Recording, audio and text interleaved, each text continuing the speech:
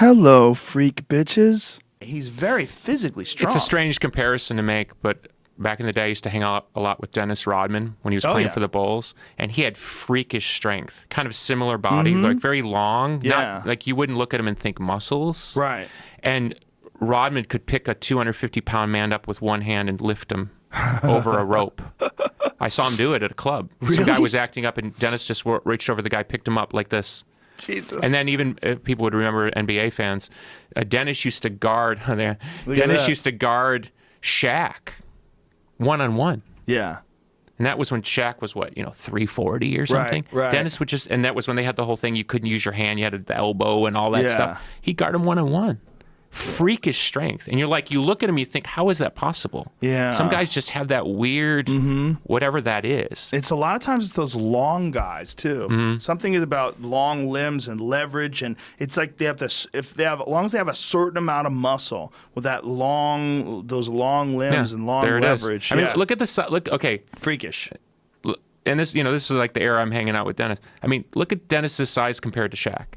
I mean, crazy. if you didn't know it was Dennis Rodman, it was just some NBA scrub, right? You would think there's no way that guy's going to guard him one-on-one, especially Shaq in his prime there. There's no way. Yeah. Rodman's a crazy guy. It's interesting. Speaking crazy, can I tell you a funny story? Please. I got a good story. Yeah. So, used to hang out a lot with Dennis, and hadn't seen him for years. Was at a restaurant in Chicago not too long ago, and somebody said, "Oh, you guys are friends with Dennis, right?" Yeah. Oh, he's upstairs. Oh, really? We go upstairs. Dennis is crying. Oh my God, I miss you guys. Me and my buddy, we're hanging out with them, telling old stories. 7 or 8 years haven't seen him. It's great. Like when you see a buddy you really love and it's really affectionate. And Dennis is one of those people. At some point, he just gets up and he wanders away. I think he's going to take a piss. Okay. About 10 minutes goes by. I say to the waitress, "Did Dennis leave?" "Yeah, he left." "Oh, okay. I just figure he's gone. It's just the way he is." Right. He wouldn't even say goodbye. Just gone. I get up the next morning. I turn the television.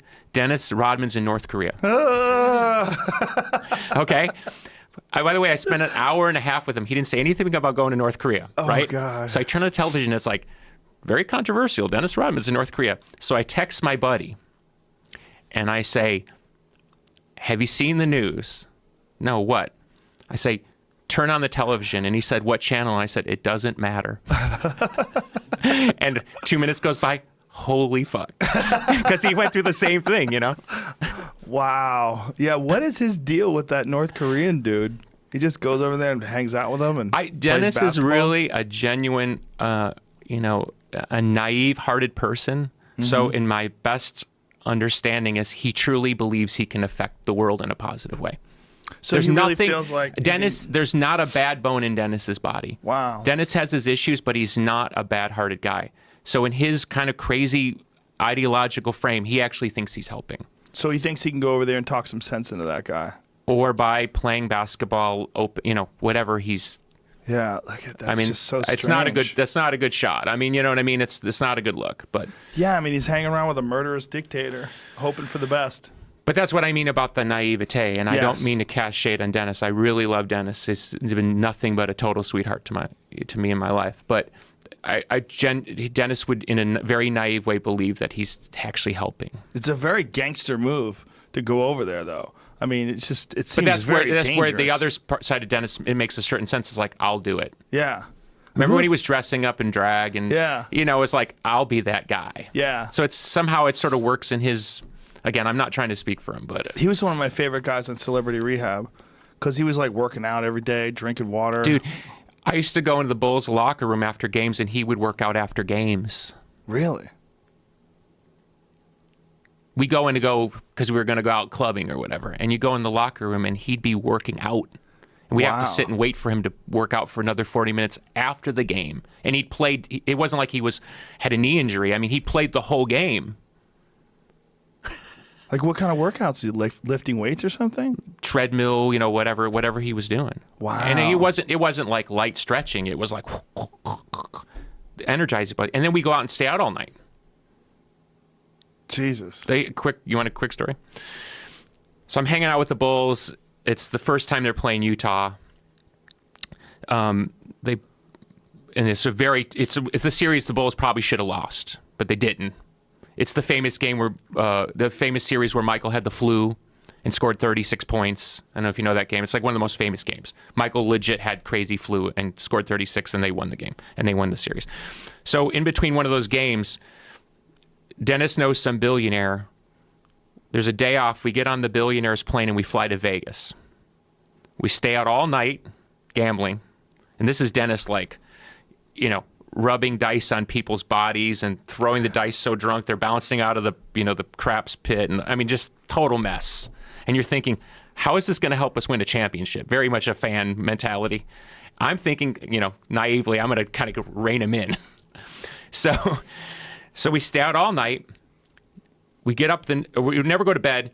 We fly on the private plane back to make the morning press shoot around back in Utah. So we've only been in Vegas for like 8 hours. So 9 a.m. I'm sitting in the stands. I haven't slept at all. They do the shoot around, and Dennis walks up and says, "Let's go back." Go back where? The hotel? No, let's go back to Vegas. So after the morning shoot around, drove to the airport to fly commercial because now the billionaire's not flying him back again, and gets on a plane commercial and is giving me shit because I don't want to go back to Vegas with him. Jesus Christ. On the off day. And this is during the NBA Finals. So through some sort of weird, how the world works, I end up somewhere. I go to play miniature golf or something in Park City, Utah, where the Bulls were staying. And Phil Jackson and his family had just happened to be there on like an off day. And Phil's given me the look of death because I'm the one responsible for Dennis going to Vegas. The rock star dragged him to party, and I'm you the bad ruined guy. it. Oh, that's hilarious. And I'm thinking, you don't understand. I'm the one to tell him not to go. I want to win a championship, Did or at you least tell I want. him? No, what are you going to say to Phil Jackson? Have you ever met Phil Jackson? No.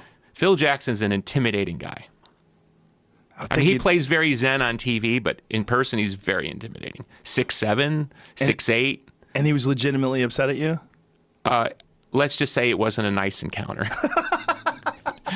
And I love Phil Jackson. I mean, I love those years. I love those teams, and I was lucky to be around them a lot. I used to say, look, watching this team's like 1927 Yankees. I mean, you will look back very fondly on this time and to even be in that bubble at all, and it was awesome. But yeah, I mean, catching shade from Phil Jackson at the height of the Bulls thing, it was just so funny. And I'm playing miniature golf, and this is so uncomfortable. That is hilarious.